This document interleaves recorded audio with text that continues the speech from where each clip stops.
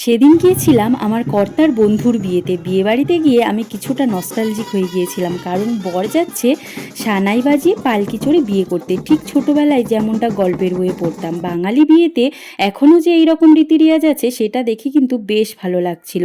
আর বিয়ের মণ্ডপটা এত সুন্দর সাজিয়েছিল, জাস্ট অপূর্ব লাগছিল। ওদিকে বিয়ে শেষ হওয়ার পর আমরা চলে এসেছিলাম ভুরিভোজের দিকে। প্রথমেই প্লেটে দিয়েছিল লেবু, স্যালাড, একটা বেগুনি, তারপর ছিল ফ্রাইড রাইস সাথে চানা পনির। ওটা শেষ হতে না হতেই চলে আসে বেশ বড় সাইজের একটা চিংড়ি মাছ। আমি কিন্তু চিংড়ি মাছ ভীষণ ভালোবাসি, তাই ওটা আমি আরও একটা নিয়েছিলাম। তারপর আসে গরম গরম সাদা ভাত, মুগ ডাল, ঝুরি আলু ভাজা। ওটা শেষ হতে না হতেই দিয়ে যায় পটল চিংড়ি, বেশ বড় সাইজের একটা পাবদা, আর কাতলা কালিয়া। সব শেষে চাটনি, পাঁপড় আর মিষ্টি দিয়ে শেষ করি। মিষ্টি যদিও আমি খেতে পারিনি, আর খাবারগুলো এতটাই তাড়াতাড়ি পরিবেশন করেছিল যে শেষ পর্যন্ত আমার প্লেটের অবস্থা এই হয়েছিল।